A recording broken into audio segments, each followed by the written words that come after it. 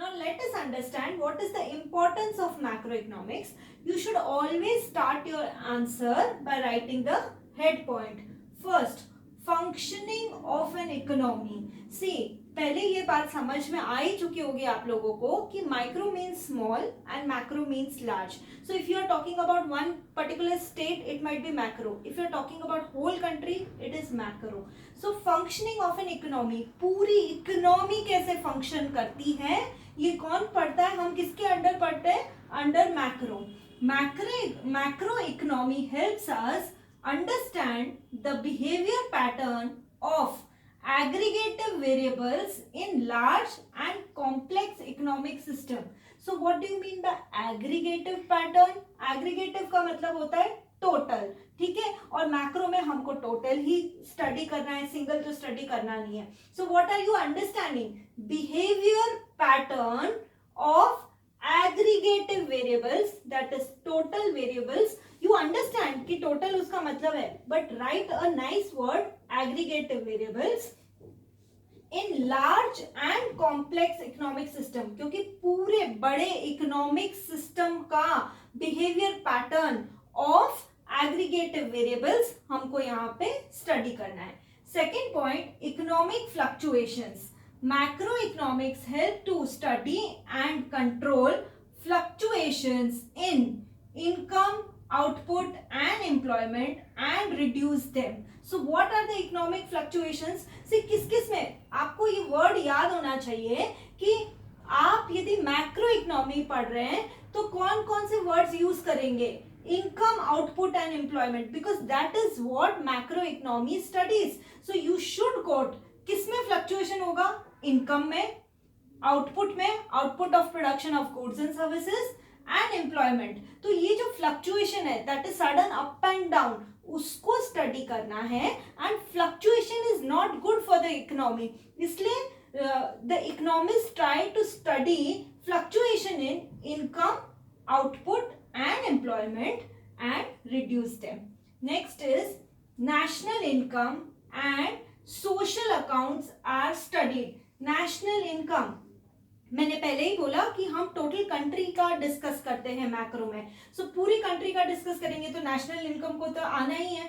So national income and social accounts are studied under macro economics. Remember, NI से denote करते हैं national income और उसको study करते हैं under macro economics. Fourth point, economic development. Problems like poverty, inequalities of income and wealth, difference in standard of living are studied under macroeconomy. See, to bring a society, थोड़ा सा हम जो inequalities हटाएं तो हमको ये सब चीजें स्टडी तो करनी पड़ेगी. प्रॉब्लम्स, क्या क्या प्रॉब्लम्स हैं? इंडिया को ही ले आप, क्या क्या प्रॉब्लम्स है? Poverty, inequality of income, that is the rich people are very rich and poor are very poor. उनको 2 वक्त की रोटी भी नहीं है कई लोगों को, और कई लोगों को इतना पैसा है कि वो उसका क्या करें उनको पता नहीं. सो problems like poverty, inequalities of income and wealth, income और वेल्थ की जो इनइक्वालिटी है लोगों के बीच में, difference in standard of living, वो स्टडी करते हैं हम अंडर मैक्रो इकोनॉमीज, क्योंकि स्टडी करेंगे तभी तो वो प्रॉब्लम को हम सॉल्व करेंगे. Next point, fifth, performance of an economy is measured by national income by comparing production of goods and services of one period to another. अच्छा, मुझे एक बात बताइए, आप भी तो कंपेयर करते हैं अपने 10th स्टैंडर्ड के मार्क्स आप कंपेयर करेंगे 12th स्टैंडर्ड से. So why are you comparing? Because you want to study कि मेरा पहले वाला जो मार्क्स है वो अच्छा था, दैट इज मेरा पहले वाला एफिशिएंसी बेटर था कि अभी वाला. सो हम परफॉर्मेंस को स्टडी करने के लिए हम भी लास्ट ईयर की नेशनल इनकम को करंट ईयर की नेशनल इनकम से कंपेयर करते हैं टू मेजर कि हम प्रोडक्टिव हुए या नहीं. Next point, study of macro economic variables. Main economic problems are related to variables as total output, income, employment and general price level of an economy. So macro economic variables कौन कौन से होते हैं आपको ध्यान रखना है. Total output, income, employment and general price level. और इन मैक्रो इकोनॉमिक वेरिएबल्स की स्टडी करते हैं हम अंडर macro economy.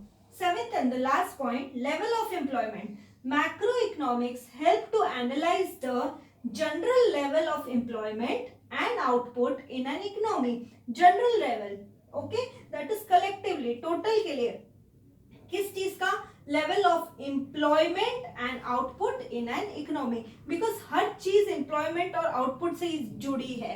यदि एम्प्लॉयमेंट मिलेगा लोगों को, वो लोग प्रोडक्शन करेंगे, आउटपुट होगा, तभी तो इकोनॉमी चलेगी. तो कुछ कीवर्ड्स आपको यहाँ पर ध्यान रखने हैं. Total output, income, total employment, general price level, national income, ये सब जो वेरिएबल्स हैं ये इंक्लूड करके एक प्रॉपर आंसर बनाना है.